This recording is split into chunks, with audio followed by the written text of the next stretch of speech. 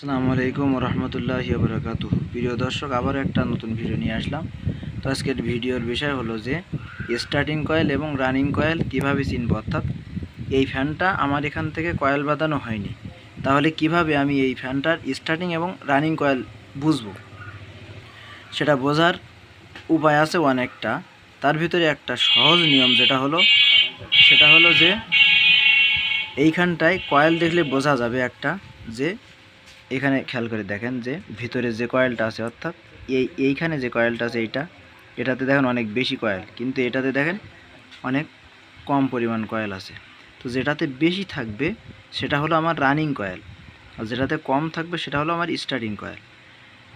সেই ক্ষেত্রে আমার সহজে যদি বোঝা যায়, কিন্তু যদি আমার দুইটা কয়েল সমান পরিমাণ লাগে তাহলে সেই ক্ষেত্রে আমি কিভাবে বুঝবো। সেই ক্ষেত্রে আমাকে সিরিজ ল্যাম্পের লাইন দিয়ে বুঝতে হবে। অর্থাৎ যে লাইনে দিলে সিরিজ ল্যাম্পটা অর্থাৎ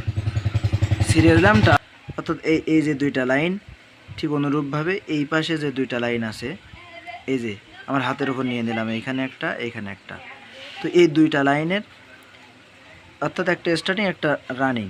তো রানিং কয়েলে যদি আমি ধরি, অর্থাৎ যে কোনো দুইটাতে আপনার ধরতে হবে।